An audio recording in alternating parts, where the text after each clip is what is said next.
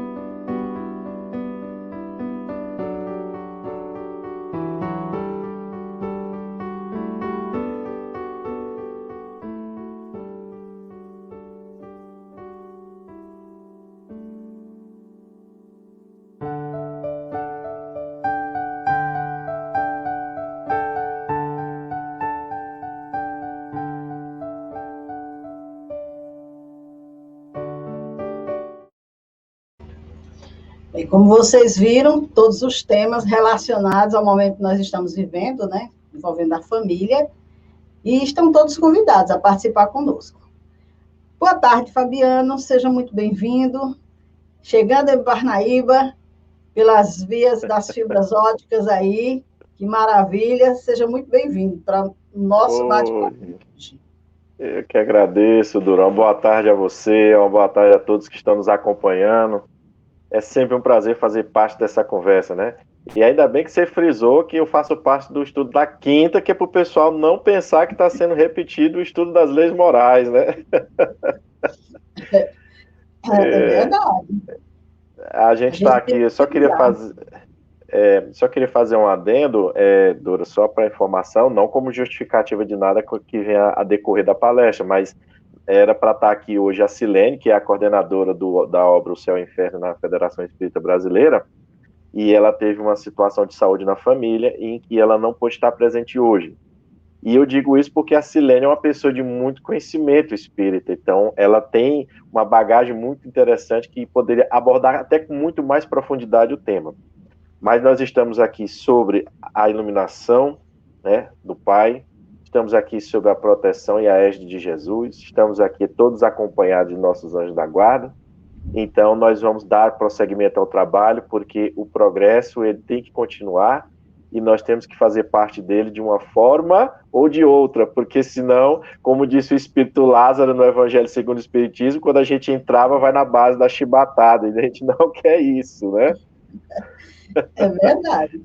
Mas se a Silene colocou você, é porque ela conhece o seu potencial. Ela jamais iria colocar uma pessoa para substituí-la numa condição que não desse conta, tenho certeza disso.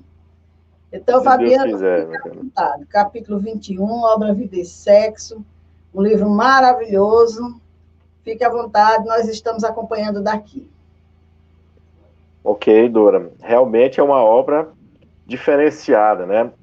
Sempre que a gente aborda esse tema ligado à sexualidade, né? Que a obra ela é completa nesse tema, né? Ela traz esse capítulo específico sobre a homossexualidade, que ela é muito importante para que a gente continue sempre abrindo a nossa mente e nosso coração. E nós vamos iniciar esse estudo, Dora, essa conversa, né? Esse diálogo. É sempre bom falarmos que tudo que a gente está vendo hoje, tudo que nós enxergamos com os nossos olhos físicos, né? Que está diante dos nossos olhos aqui, é uma obra divina.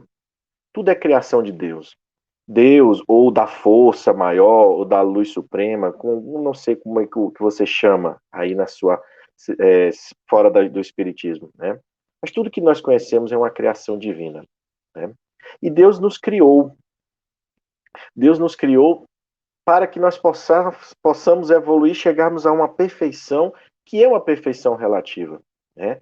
Então ele nos criou para que nós pudéssemos desenvolvermos nossa mente, nossa inteligência, aprendêssemos e aprimorássemos os sentimentos para que eles fossem elevados, né? Então, se nós somos espíritos criados simples e ignorantes, né? É natural que quando Kardec faz aquela pergunta aos benfeitores espirituais, quais dos mundos é o mais importante? Se era o mundo material, como conhecemos, ou o mundo espiritual, e a espiritualidade responde, o mundo espiritual, porque ele preexiste, né, a tudo. O mundo material, como conheceis, poderia desaparecer e não entravaria em nada, né? Não interferiria em nada em relação ao mundo espiritual.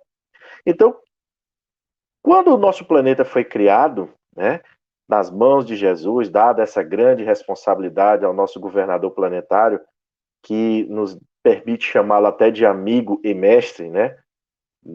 O maior título que ele nos dá é esse de amigo, né? Quando todo esse processo de gênese do planeta foi criado, os benfeitores nos falam que todos os germes da vida estavam ou em uma condição de futuramente germinarem no próprio planeta, ou vieram, como ele nos fala, do espaço, do mundo espiritual, né?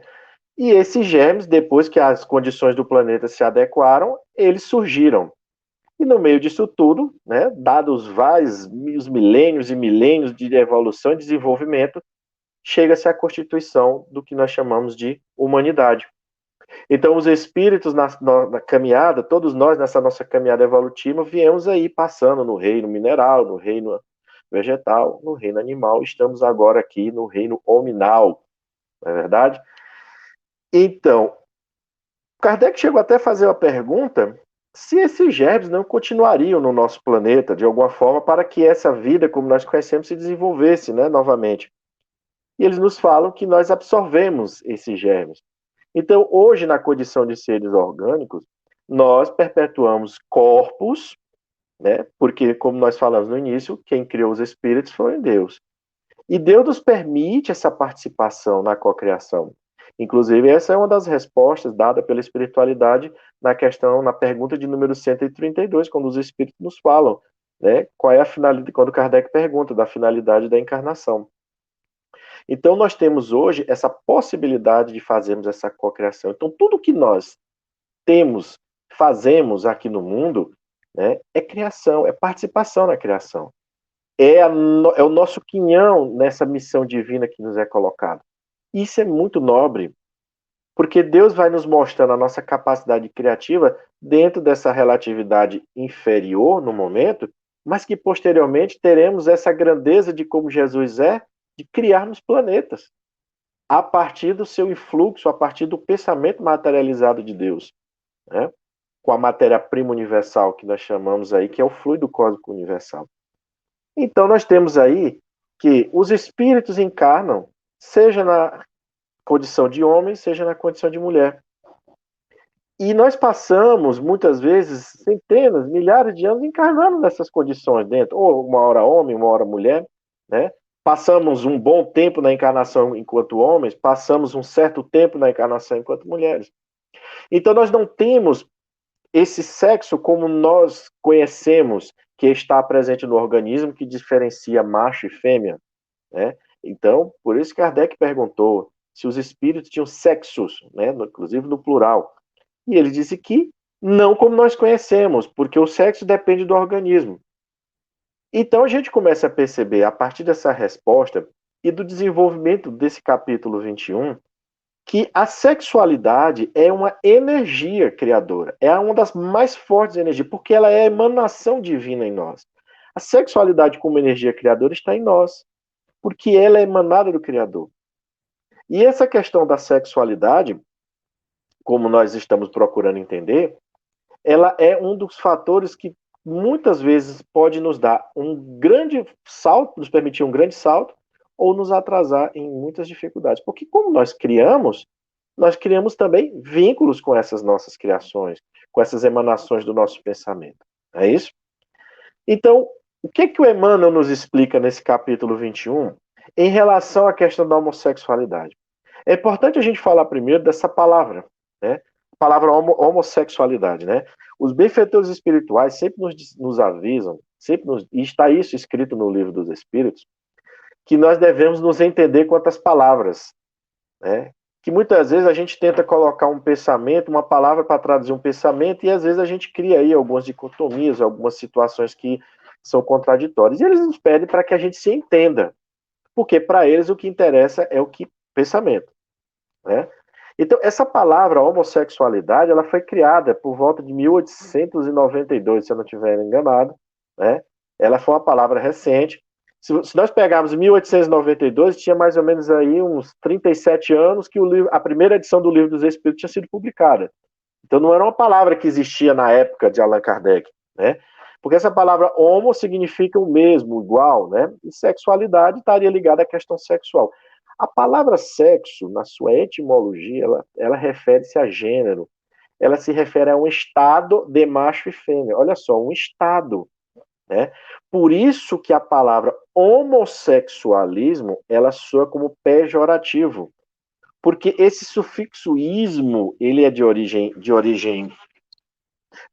grega, ele significa dar uma ordem de conceito, né? E isso normalmente é considerado como se você estivesse referindo a uma patologia, né? E a questão da homossexualidade, no dia 17 de maio de 1990, então agora, maio agora vai completar 31 anos, que ela saiu do rol de doenças mentais da Organização Mundial de Saúde. Então, quando você fala homossexualismo, isso gera realmente soa como pejorativo, é que você está falando como se fosse uma doença, uma patologia. Essa é uma pesquisa que nós fizemos quanto a esse termo, né? E homossexualidade, esse idade que é de origem latina, ele tem a ver com estado, um momento, é como se você tivesse ali uma qualidade, né? Então, quando a gente fala nessa questão de homossexualidade e heterossexualidade, o que o Emmanuel começa nos explicando? Que a questão da psicologia, na acepção de dizer que isso era uma questão ligada à morfologia, ao corpo físico, ela não procede mais. Se somos espíritos encarnados, ora na condição masculina, ora na condição feminina, qual seria a condição, então, para que o espírito, estando no corpo masculino, né, tivesse essa afeição maior por alguém do mesmo sexo na constituição física, né? E a gente sabe que Emmanuel nos traz aí praticamente duas condições, duas colocações bem breves, mas que são bastante interessantes. Eu vi uma outra que estaria no livro Sexo e Obsessão, e ela está relacionada com a segunda que ele coloca. A primeira seria exatamente, dado o tempo que se fica dentro de uma condição, nós trazemos predominantemente, por exemplo, se hoje nós estamos aqui na condição de encarnado num corpo masculino, né? Então, eu estou hoje predominantemente com uma psicologia masculina, de homem. Mas não quer dizer que a feminina não existe em mim. Porque em outras encarnações, eu tive também encarnações em corpos femininos. Atualmente, prepondera a psicologia masculina. E vice-versa. Hoje, quem está encarnado num corpo feminino predominantemente está a sua psicologia feminina. Mas não quer dizer que a psicologia masculina não esteja presente, dadas suas encarnações anteriores. Eu vi uma certa vez o Raul Teixeira dizer uma coisa muito engraçada, ao mesmo tempo, de um cunho sério, porque ele queria quebrar ali preconceitos com relação a essa questão, por exemplo, de que nós, homens, né, temos esse hábito, infelizmente, a maioria de nós tem esse hábito, de dizer que tudo o homem é perfeito e a mulher não. É tudo pró-homem, né? E aí o Raul Teixeira, brincando com eles, que eles tinham esse comportamento machista, diz assim: tomem cuidado, tratem muito bem as mulheres, porque um dia vocês vão voltar. Mas antes de vocês retornarem, vocês vão encontrar no plano espiritual uma fila de ex-maridos. E aí eles viraram para eles: ô Raul, o que é isso? Você está estranho? Você tá... Não! Ex-maridos de você, de encarnações em que vocês eram mulheres. Da mesma forma, as mulheres vão encontrar uma ex-mulheres no plano espiritual da época em que elas eram encarnadas na condição o quê? Masculina. Então nós temos essa dualidade dentro de nós. Então, o que acontece? Se eu estou na condição masculina, por que razões, a princípio, poderíamos ter essa atração? E aí a gente vai ver, ora, duas situações ele nos coloca para que a gente possa ter essa condição, assim, né? Aliás, desculpa, gente, não são duas, são três, tá? Seria atender a imperativos de encargos particulares em um determinado setor de ações. Então, eu posso vir, estar encarnando nessa encarnação, estou atendendo a um determinado propósito, a uma determinada ação. Se a gente for olhar lá no início, a gente poderia se perguntar, tá, mas quando foi que eu encarnei primeiro? Foi na condição masculina ou foi na condição feminina? Eu não sei dizer. Não saberia dizer. Né? Quando foi que a gente, ao passarmos para a condição de humanos, se a nossa encarnação primeira, a nossa boa parte das nossas experiências for inicialmente na condição masculina ou feminina. Mas houve aí, né, essa questão. E, naturalmente, que em um determinado momento teve que haver a troca, como Kardec perguntou. Né, a espiritualidade respondeu a Kardec. Porque se você fica encarnado só na condição masculina, você só vai entender as questões de homem. Vamos dizer assim. Da mesma forma, se você ficar encarnado somente na condição feminina, você só vai estar habilitado a entender aquelas questões ligadas à mulher. Então é preciso intercalar. E aí você precisa, logicamente, que se encaixaria nessa primeira condição. Seria uma troca, vamos dizer, natural. Vamos colocar assim, né? Passa um determinado tempo experienciando aqui, agora, olha, vamos inverter, porque agora chegou o momento de aprender um novo aprendizado. Ótimo. Mas isso também pode acontecer porque eu posso fazer coisas, como nós falamos, criarmos situações em que eu começo a criar problemas com as pessoas que estão no meu redor. Eu posso começar a abusar do meu aparelho genésico. Eu posso começar a abusar da posição de homem ou da posição de mulher em determinados contextos e começar a desestruturar, a desarmonizar aquele ambiente, fruto dessa minha condição encarnada, nessa condição masculina e feminina, em que eu me aproveitei para impor, para deturpar o equilíbrio. O que acontece? Então, vamos lá. O homem é violento. O homem começa a bater em mulheres, começa a desprezar mulheres, isso foi muito comum ao longo das nossas sociedades. E ainda temos esses resquícios não, nós ainda temos uma sociedade machista, né? Que a condição feminina hoje começa a ter aí o seu protagonismo. Mas vejamos, se eu fui um homem que abusei, não considerei a questão feminina, a sua fragilidade, as suas particularidades, criando todos esse rol de problemas, chega a hora em que a gente tem por a obrigação regenerativa. Vamos inverter o polo, bota ele lá dentro, mesmo na mesma época de sociedade, reencarna na condição feminina.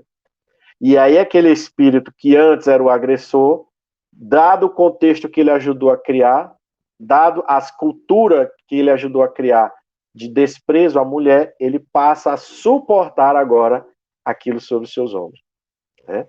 Então, veja, uma mudança brusca. E isso vale também para as mulheres, para os espíritos encarnados na condição de mulheres. Não é isso? E também nós temos aí a terceira, que seriam as escolhas.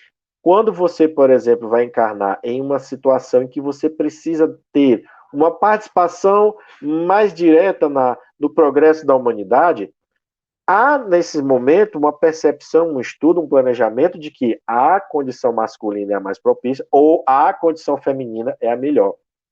Né? E aí, o que acontece? Pode ser que nessas mudanças, como seu psiquismo preponderava, por exemplo, na condição masculina, ter uma afeição pelas criaturas que estão encarnadas também na condição masculina.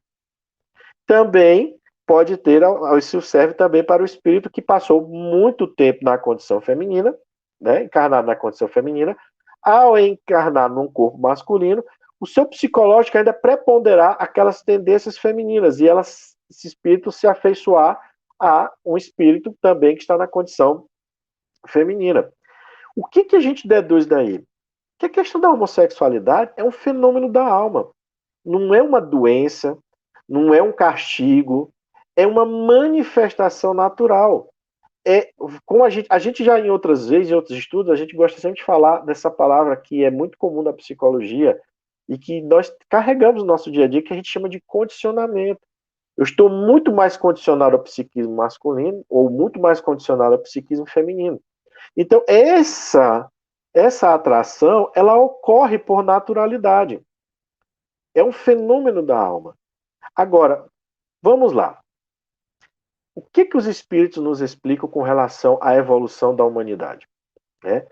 Explicam que nós temos responsabilidades sobre os nossos atos, nós somos os seres pensantes, então nós temos que aprender a meditar, nós temos que aprender a cogitar, nós temos que aprender a fazer as escolhas, nós temos que usar a nossa vontade, a nossa inteligência, né? Nós temos que buscar criar bons relacionamentos. Então, seja para o indivíduo que hoje quer, a criatura que esteja na condição de homossexual ou heterossexual, vai valer para ele as mesmas leis divinas. Se ele utiliza essa sexualidade que ele hoje manifesta para criar escândalos, como Jesus falou, para criar situações conflitantes, ele vai responder perante uma justiça que é igual para todo mundo. A justiça que eu falo igual, no sentido de que é o mesmo Criador que vai analisar com que intenções eu fiz, por que eu fiz. Não é o fato de eu ser hoje hétero ou homossexual, mas a conduta moral com que eu estou atuando dentro dessa experiência. A gente sabe que muitas pessoas viveram em épocas aí mais no passado, e aí nós vamos falar um pouco, assim, nos países que hoje estão mais liberais, vamos dizer assim, nesse sentido. Pessoas que por longos anos esconderam a sua homossexualidade. O seu psiquismo preponderando sobre a atração daquele corpo de mesma que o seu, encarnado igual ao seu. Né? Essas criaturas muitas vezes receberam violências físicas, violências psicológicas, eram levadas a igrejas, a centros de umbanda, a centro espírita, para tirar o demônio. Então, a questão da homossexualidade era demonizada também, não era entendida como esse fenômeno. Né? Hoje é bem diferente. Eu vi uma entrevista num site chamado DW, que foi agora, eram vários pesquisadores que estavam nessa entrevista, e um deles era assumido a sua homossexualidade, e ele dizia, olha, na minha época, nós usávamos a expressão sair do armário, sair do guarda-roupa, né? Porque a gente lutava para ser respeitado nessa condição de que nós tínhamos nesse nosso psiquismo, né? Hoje ele fala que as pessoas não precisam sair do armário. Ele diz que os jovens hoje que são assumidos a homossexualidade, eles não saem, eles não conhecem muito bem essa expressão. Mas, mesmo com as mudanças culturais e legais que aconteceram, como foi esse caso da OMS, como é o caso recente também que a gente tem da questão da união estável, né, da união civil e da possibilidade de adoção de casais do mesmo sexo, o preconceito ele ainda é forte, ele ainda existe. Né? Nós sabemos que existe homicídios, existe violência de várias formas ainda para aquelas pessoas que assumem a sua homossexualidade. Então, hoje, se nós atentarmos para o que o Espiritismo nos traz, não pode haver isso. É um fenômeno da alma, é uma criatura que está manifestando-se naquela condição momentânea. Poderíamos falar, e aqui eu não sei se eu vou ser muito bem interpretado, mas vejamos, há necessidade de mudar de polo. Muitas vezes essas mudanças requerem um tempo de transição. Então, como algo prepondera em mim, eu vou trabalhando para que, com o tempo, encarnando, mantendo aquela encarnação no corpo masculino ou feminino, até que essa estrutura comece a atender aos requisitos que é para aquela condição. Mas não pode ser visto como um preconceito ou como uma doença, já que somos todos espíritos. O corpo não é o problema, a sexualidade ela não está no corpo, a sexualidade ela está na mente. Não é o órgão sexual que nós conhecemos que forma, que dá o sexo. Tanto é verdade que quando as criaturas chegam a determinada idade ou por uma determinada situação em que seu órgão sexual não tem mais um devido funcionamento, ele continua pensando. Ele muitas vezes continua em conflito, ele muitas vezes começa a ter situações, seja de alegria ou não, mas onde é que está o sexo? No seu pensamento. O órgão sexual apenas obedece a um impulso que sua mente dá. Então, é muito importante que a gente observe esses detalhes, porque nós temos aí, logicamente, a inversão do polo, mas essa inversão, ela tem um propósito de nos aprimorar. Os fenômenos decorrentes, eles acontecem e precisam ser analisados. Então, nós temos hoje uma doutrina espírita que coloca isso de forma límpida e clara e nos dizendo que todos, sejam na condição em que estivermos, precisamos ter um comportamento moral, precisamos ter uma elevação moral.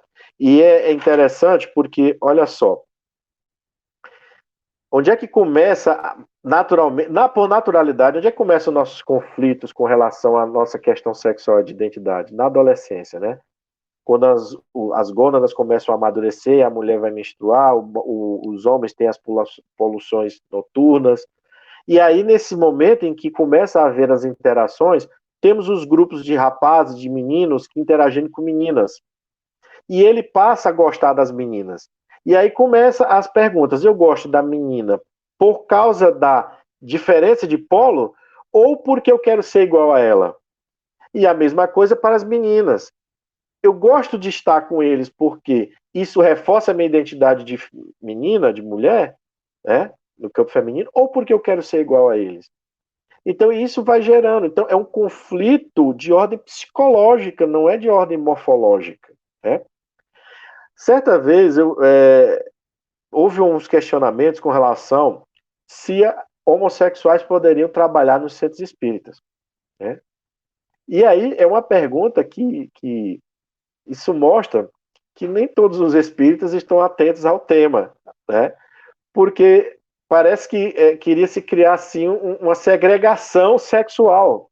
Porque vejamos, o que nós estamos falando aqui, o problema não é a questão da sexualidade, é a conduta moral.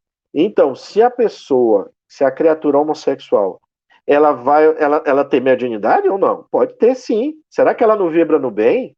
Será que ela não tem também um amor para dar? O estereótipo que muitas vezes as pessoas estão preocupadas, diz assim, olha, fulano tem um comportamento mais afeminado, fulana tem um comportamento mais masculinizado. Então, e aquelas pessoas que não demonstram isso? E aquelas pessoas que ainda se colocam, têm receio, têm medo de assumir a sua homossexualidade? Então nós vamos estar proibindo as pessoas de dar a sua contribuição na ordem divina do mundo, porque nós não compreendemos, ou porque ainda trazemos arraigados isso, esses, como dizer, esses arquétipos do passado, de que era algo do demônio, de que é algo que é contrário a Deus, que isso Deus não permite. Será que Deus errou em deixar que a homossexualidade se manifeste no mundo? Né? Não é isso. É um fenômeno normal, natural, que a gente precisa, logicamente, que aqui a gente não vai esgotar. A gente deve estudar mais, deve se dedicar mais, deve buscar mais informações, mas, acima de tudo, nós temos que entender que mediunidade, manifestação de sentimentos, é inerente ao espírito, não ao corpo, né? Então, se essa criatura vai ao centro espírita para dar um passe, para ter um diálogo fraterno, para falar da importância da família, para ajudar casais homo ou heterossexuais a se restabelecerem num equilíbrio, ele está trabalhando no bem. Mas, se ele adentra um centro para seduzir os jovens, vestido de forma burlesca, Aí não, porque aí você está saindo de um campo de equilíbrio. É a mesma coisa para o heterossexual. O homem ou a mulher que vai a um centro espírita com intenção de dar em cima da esposa ou do esposo alheio, né? De desviar os jovens da sua conduta sexual equilibrada, ele também não poderia trabalhar, porque ele está desvirtuando os conceitos de moral, de entendimento. Então, veja que nós estamos aqui mostrando que é necessário desfazermos esses preconceitos, porque nós temos almas se manifestando. Por isso que Emmanuel fala aqui no finalzinho do seu capítulo, que, principalmente, seja dentro dessa condição de expiação ou de uma experiência, que o espírito manifesta a homossexualidade, é preciso auxiliá-los num processo educativo, tanto quanto de instrução aos heterossexuais. Porque a gente não pode abdicar dessa oportunidade de auxílio. Eu não sei as experiências que as pessoas têm. Eu tenho amigos homossexuais, homens e mulheres. Eu conheço pessoas homossexuais, conheço no sentido assim, de você morar no mesmo local e saber que aquela pessoa é. E nunca os vi, de maneira alguma, com um comportamento, seja na sua casa, seja na rua, seja no trabalho, em que você dissesse assim, quem não os conhece, por exemplo, diria, não, para mim era um homem ou uma mulher normal. Né? Ou uma pessoa que exatamente sabe quais são os valores da vida. É uma pessoa que entende que tem que amar ao próximo, fazer o bem ao próximo e que vive a sua experiência, tem o seu casamento, sua união estável, sua relação. Né? Raul Teixeira nos fala uma certa vez, numa determinada palestra em que ele trabalha sobre a questão da sexualidade, que quando foi questionado sobre essa questão de que casais do mesmo sexo, né, poderiam adotar criança, essa criança não viria a ser gay, que é a expressão comum que se usa hoje também, né? Essa criança não poderia ter isso, e ele diz que a espiritualidade responde que a homossexualidade sempre existiu na sociedade humana, né? Sempre existiu. E que nenhum dos filhos que foram gerados e que tiveram esse estado de homossexualidade foram gerados de casais homossexuais. Então ele diz assim, então eu posso partir da tese de que quem gera filhos homossexuais são os héteros. Quer dizer, ele está mostrando que essa linha de morfologia não cabe, não compete, né? Não tem sentido. Não é algo que vai trazer uma harmonia. Né? E é uma visão muito materialista também. Não podemos nos esquecer que quando você cria tudo para a via do corpo, você diz que tudo se responde pelo corpo, quando as teorias vão tudo no sentido de que é o corpo, é uma teoria puramente materialista, ela não considera a existência do espírito. Então, se tentou por longos anos se manter ainda, alguns existem também ainda defensores de que, não, eu não acredito para minha doença, outros dizem isso é um problema de ordem genética, quando na verdade é simplesmente uma alma manifestando-se naturalmente por uma natural mudança de polo em que aquela criatura vai experienciar agora algo diferente das suas vidas, né? Então a gente tem que fazer essa reflexão nesse ponto de eliminarmos esses preconceitos, Dora, porque isso é algo que a gente não é só na questão da homossexualidade, estamos falando especificamente, mas quando nós adentramos em outros aspectos da nossa realidade como sociedade, a gente observa quantas coisas o Espiritismo vai elucidando, quantas situações o Espiritismo vai nos trazendo, que os conceitos de moral elevada trazidos por Jesus é aplicada ao Espírito. Que a nossa experiência aqui no momento, ela tem que ser baseada nessa moral. Quando a gente desvirtua, quando a gente sai desse eixo, quando a gente não consegue entender que nós temos responsabilidades, que as nossas trocas de energias, elas podem gerar situações dolorosas. Em que sentido, por exemplo? O ato sexual em si. O ato sexual em si nos permite que a gente se entrelace uma energia com aquela pessoa. E aquelas energias, a energia da pessoa fica em mim e a mim fica nela. Então, é muito importante a gente ter o equilíbrio nas relações sexuais, porque existe o termo ficar. Por as razões, a pessoa tem um momento, um encontro ali qualquer, e ela só tem aquele momento de prazer. O que acontece é que quando você estabelece essa relação sexual, talvez para você não tenha sido nada demais, mas como houve a troca de energia, você não sabe a repercussão no outro. e aí a gente não sabe, muitas vezes, dizer, como a gente fala, né? De onde é que vem muitos e muitos problemas que a criatura diz assim, mas eu só fiquei uma noite com fulano, essa criatura me persegue agora, não me deixa em paz, né? É a mesma situação, aqui nós estamos falando do ato em si gerando todo esse processo. Mas quando nós também pensamos, desejamos, por exemplo, uma pessoa, temos que ter cuidado, porque aquilo começa a se tornar uma fixação. E eu começo a desejar, a imaginar, a criar na minha mente, tendo uma relação com aquela pessoa, me envolvendo com aquela pessoa, que pode me levar ao ponto de desenvolver ações até que concretize o ato. Por isso que Jesus nos deu esse conselho para a gente ter cuidado com o pensamento. Olha, se você pensa mal com aquela mulher, você já está cometendo adultério. E vice-versa. Né? A mulher que também pensa e deseja o homem, direcionando aquele pensamento, pode também ali estar criando um vínculo e que a gente não sabe se pode ter uma resposta. Como a gente não conhece a pessoa, né? E aí, se isso chegar a se concretizar o ato, nós podemos aí, por não termos o cuidado, né, por não termos aí a atenção devida à questão sexual, criar vínculos muito complexos, inclusive gerando processos obsessivos, né, que não são fáceis de lidar quando eles são de ordem sexual, dada essa energia ser muito forte, muito poderosa mesmo. Né? Então, os espíritos, eles colocam isso para a gente, que o sexo é uma energia que está na nossa mente. A sexualidade é a presença divina em nós. Então, que usemos essa força criadora para construir boas relações, para construirmos um ambiente familiar, um ambiente profissional, entre os vizinhos, dentro das nossas casas religiosas, de forma em que a gente sempre esteja nessa condição de amparar, né?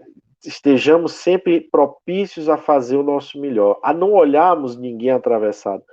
Todas as experiências que as criaturas estão vivendo nesse campo, principalmente da questão da sexualidade, tem a ver, como nós falamos, de uma necessidade regenerativa, de um processo de escolha, e dentro dessa mudança normal de polaridade, para que a gente construa, né, construa essa complexidade que nós somos no momento, né, de nos tornarmos inteligências superiores relativamente, porque absoluta somente o Criador, Dora.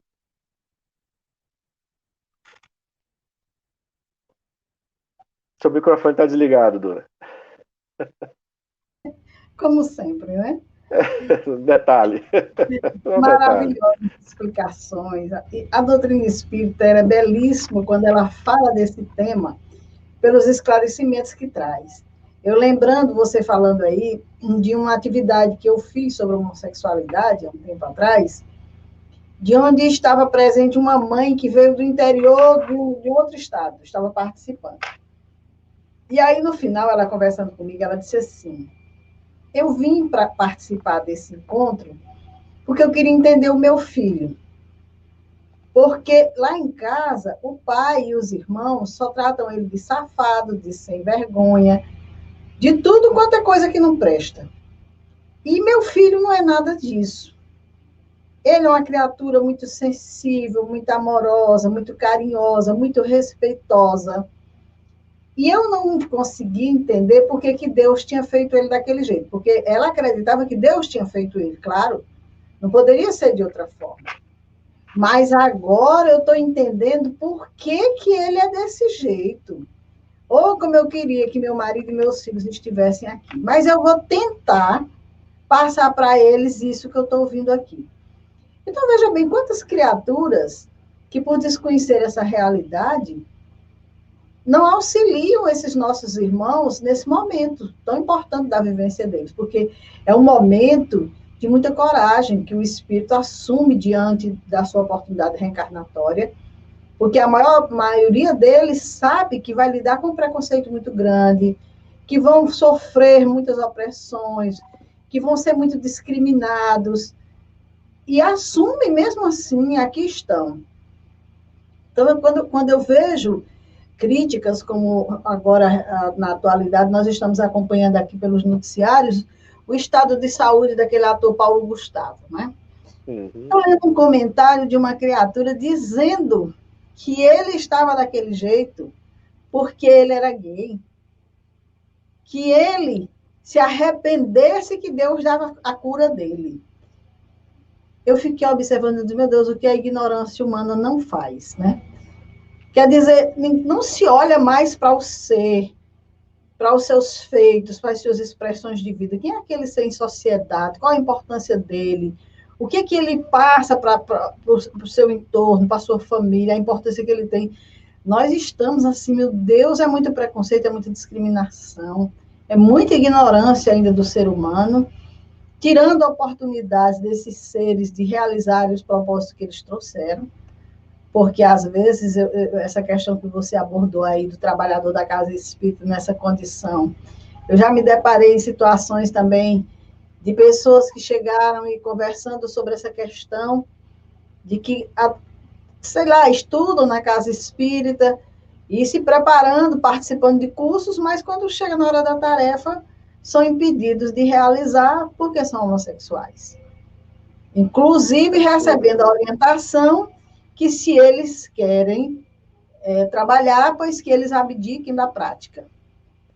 E aí eu perguntei para ele, eu disse, é tão fácil a gente orientar as pessoas nesse sentido, né? Quem está orientando, será que abdicaria porque se acha, porque eu sou heterossexual, posso... Não...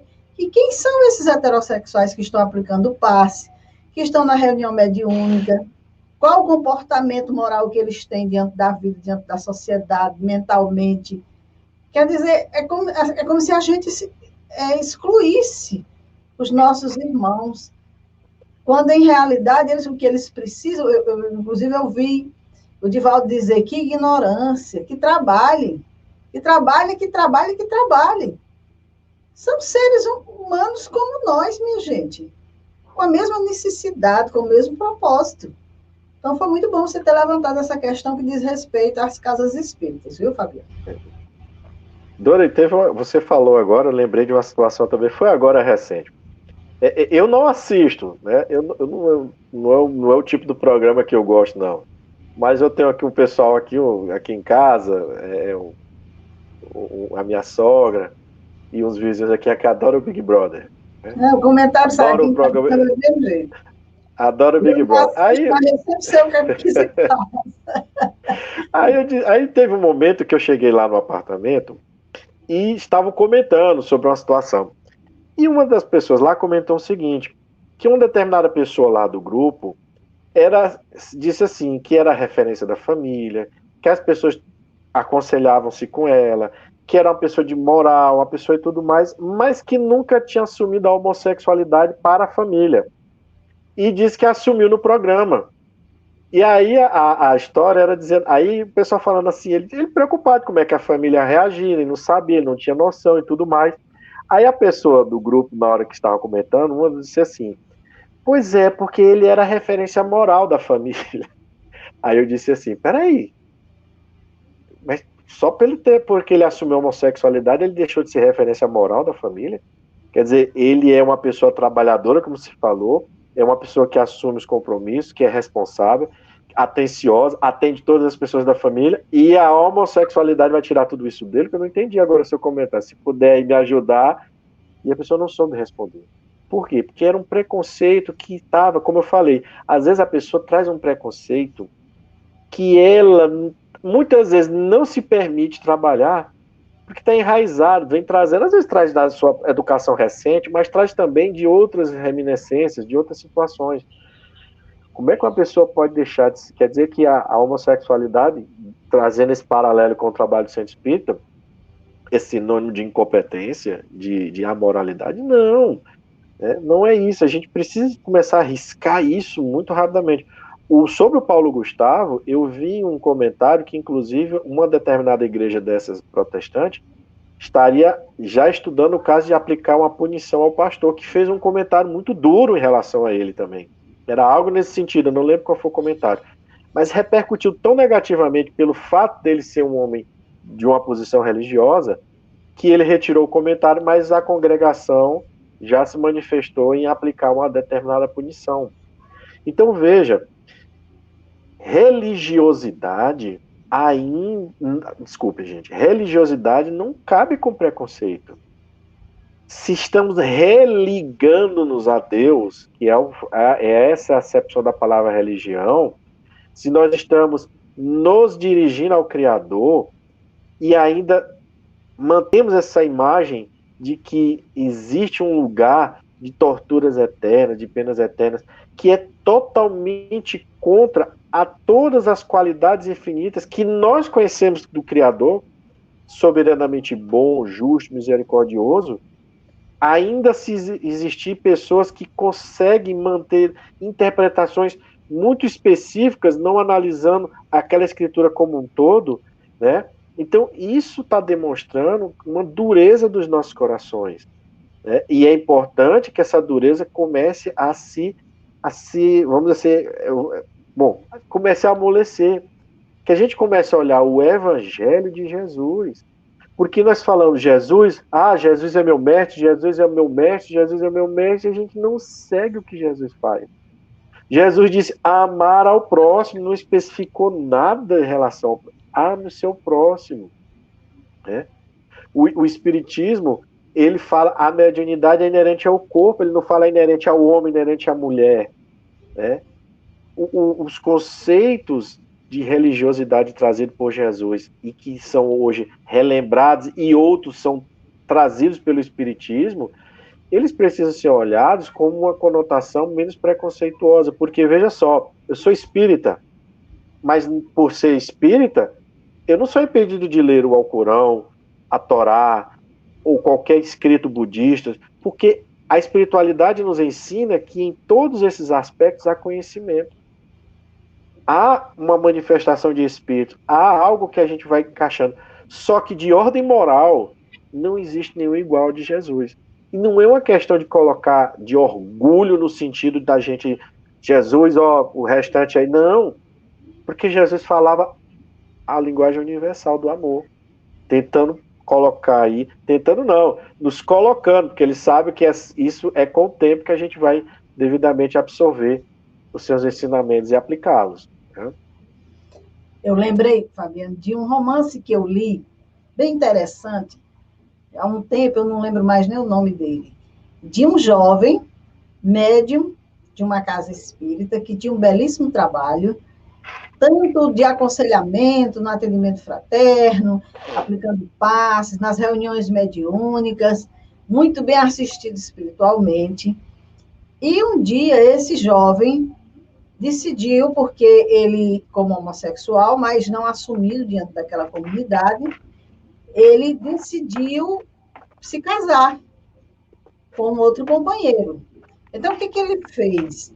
Ele, com um olhar, vamos dizer assim, sensível, respeitoso, ele escolheu alguns membros da casa que ele achava que gostava dele, que tinha consideração por ele, para partilhar aquele momento com ele. Então, ele reuniu aquele grupo e disse que estava ali para abrir o coração, porque até então eles trabalhavam juntos, mas, assim, da vida particular de cada um ninguém sabia nada, e ele gostaria de abrir o coração para aquele momento, dizer para as pessoas qual era a condição dele, porque tal dia iria oficializar a relação dele e queria convidar aquele grupo para participar, estar presente com ele. Para ele era muito importante. E aquilo foi um choque, né? Para aquele grupo, foi um choque pesado. E aí já saíram do centro, meu Deus do céu, cada um, por isso que eu desconfiava, eu tinha um pé atrás com ele, eu sabia que tinha uma coisa errada, quer dizer, veja como nós somos seres humanos difíceis, né? E aí, decidi, vamos ou não vamos? Disse, não, vamos ver lá como é que é a situação, quer dizer, não foram para partilhar com ele aquele momento, não foram para auxiliar, foram para verificar a situação daquela pessoa, porque ali já começaram a pensar, então, ele não era para estar realizando tal tarefa. Então, vamos lá, porque a gente precisa conhecer por inteiro essa situação para a gente tomar decisões.